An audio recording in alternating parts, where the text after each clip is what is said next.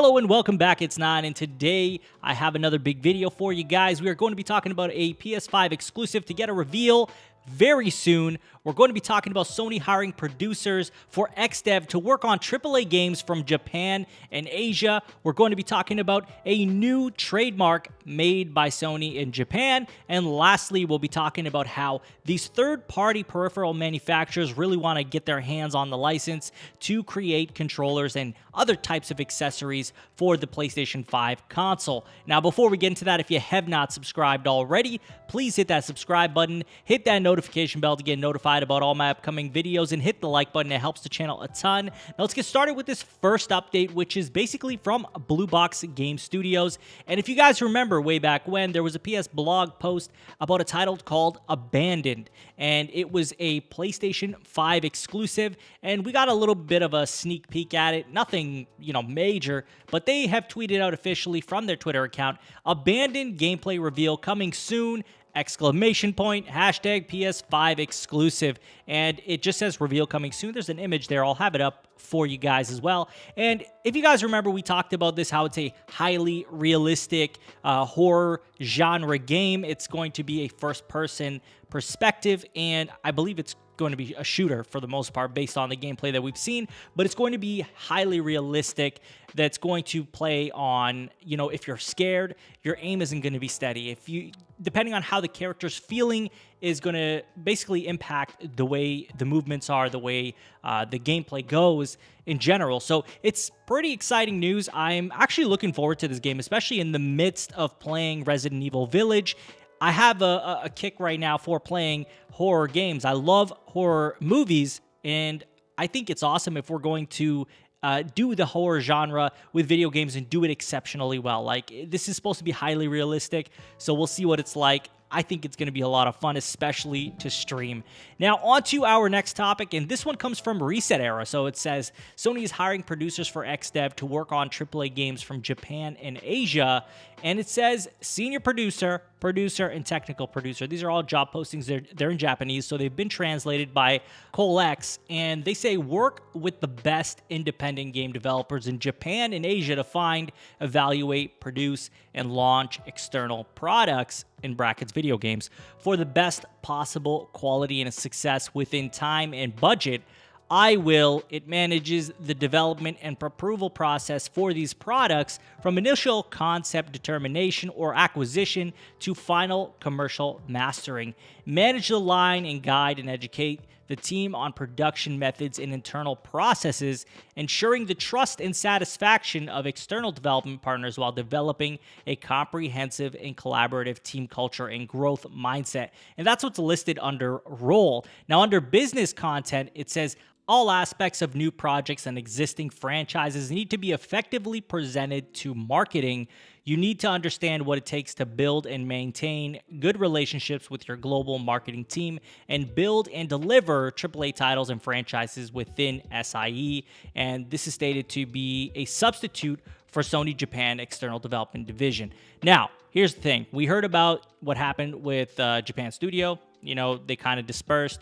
They submerged with Team Asobi, if I'm not mistaken. And now we're looking at basically the substitute for that. So we're still going to be getting Japanese AAA games, just Asian AAA games, so that could be anywhere in Asia.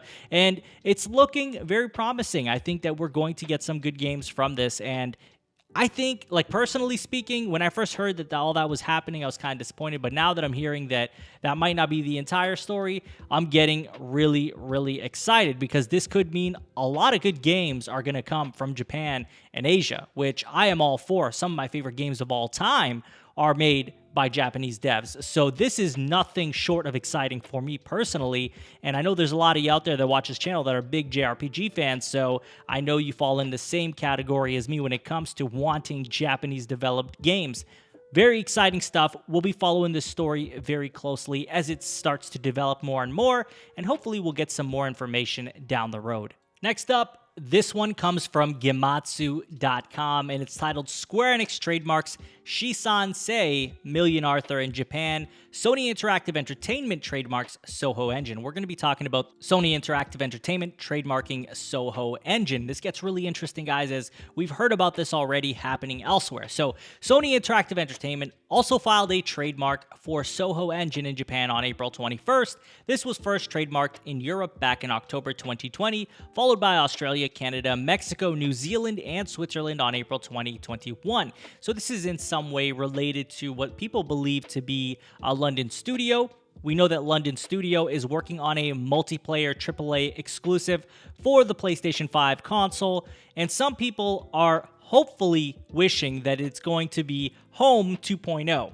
I don't know if that's actually going to be the case, and I don't know if most people actually even want that, but based on a video that I made way back when, people were really excited about the thought of Home coming back. People were just shocked and flabbergasted that this is something that is going to happen. So this could be happening based on them renewing a trademark for Home as well, and also Soho Engine, and then we got London Studio. So all this stuff is coming together, and I don't know, personally speaking, I feel like this could very well be Home 2.0.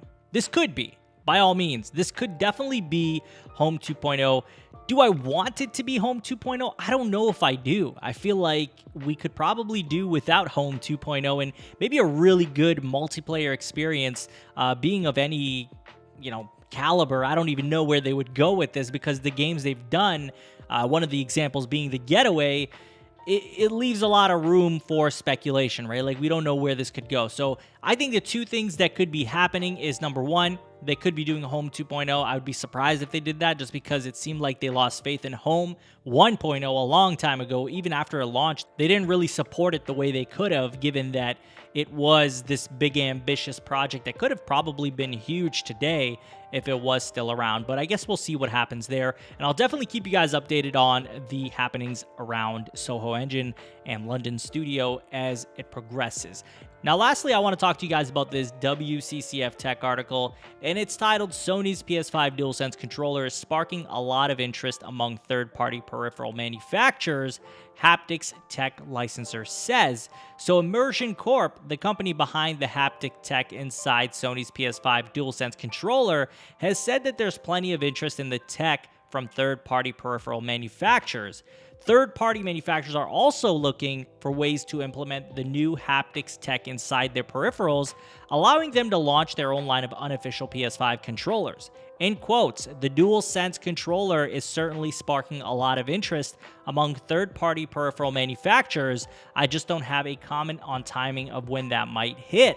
So this is a very interesting article. Obviously, this isn't a surprise. We expect that these third-party corps are going to want to make accessories and peripherals for the PS5 because it's the most popular platform at the moment, and coming off of PS4, they're probably made a good amount of money on these accessories. So naturally speaking, they're going to want to get a piece of that pie if possible because they can price point it lower than what would be the first party products. Now, Sony wants to keep all of these peripherals only made by them. Naturally, right? They're going to make the most amount of money, and in my opinion, I've always been first-party products do not care for third-party controllers and stuff like that. I've tried them before, and they all pale in comparison to the first-party products. So just for me personally, I've always felt that way, but I understand that it's always a budget thing as well, right? There are people who want third-party products because they're a lot cheaper, sometimes half the price, sometimes even a quarter of the price. Obviously, they come with a caveat of not being as high quality, or they're wired, or whatever it may be, but this is still an option for consumers who probably do enjoy having the choice. Now, do I think that there's never, ever going to be third-party products on the PS5? I would be shocked if that was the case. Maybe for the beginning, for the first year, 2 years, we won't see third-party controllers, but like indefinitely, I don't think that's going to happen. I think that we're definitely going to see third-party products come out eventually. But that's all I have for you guys in today's video. I'd love to hear from you. What do you expect of Blue Box's game Abandoned? Are you excited for it? Let me know. How do you feel about Sony hiring for major positions for a AAA PS5 Japanese and Asia game? What do you think of Soho Engine being trademarked once again in Japan now? And lastly, how do you feel about third-party accessories for the PS5? Would you be one of those people who buys them, or do you prefer first-party accessories only? Let me know in the comments, and as always, if you have not subscribed already, please hit that subscribe button, hit that notification bell to get notified about all my upcoming videos, and hit the like button. It helps the channel a ton. You can follow me on Twitter and Twitch. Links will be in the description, and share this video with a friend. I will talk to you all on the next one. Take care.